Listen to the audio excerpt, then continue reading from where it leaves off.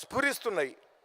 అంటే ఈ స్ఫురణ కానీ, ఆ అర్థము కానీ, ఆ శబ్దము కానీ అన్నీ కూడా ఒకటే, అంతా సరస్వతీమయమే. అలాగే ఈ ప్రపంచమంతా కూడా సరస్వతీమయం.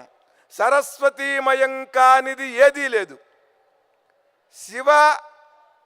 శివమయం, అంతా శివమయం, అంతా రామమయం అంటారు. నిజానికి చెప్పాలంటే పారమార్థికమైనటువంటి దృష్టితో చూస్తే ఈ శివ విష్ణు రూపాలు మనం ఏర్పరచుకున్నవి.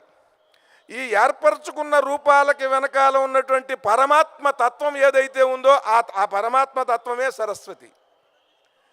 ఈ సరస్వతీదేవి మీకు అంతటా ఎలా వ్యాపించి ఉన్నది అని అంటే, ఇక్కడ పరమాద్భుతమైనటువంటి కోటి దీపోత్సవ వేదిక ఉన్నది, భక్తి టీవీ వారిది. ఇది మీ అందరికీ కనిపిస్తున్నది.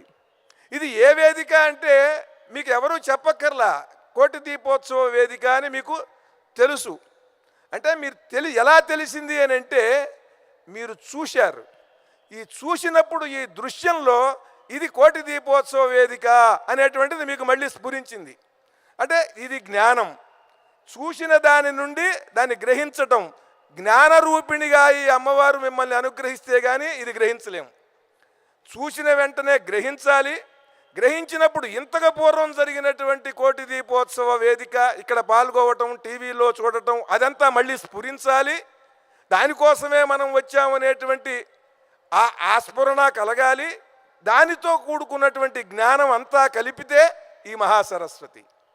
సరస్వతీదేవి లేకుండా, ఆవిడ అనుగ్రహం లేకుండా మీరు ఏ దేవతని కొలిచినా కూడా ప్రయోజనం లేదు. ఎందుకనంటే ఆ దైవానికి కూడా మీకు ఈ వరం ఇవ్వాలి అనేటువంటి భావం కలగాలన్నా, వారు తథాస్తు అనో శుభమస్తు అనో దీవించాలన్నా ఆ వాక్కుకి కూడా ఈవిడే అధిష్టాన దేవత.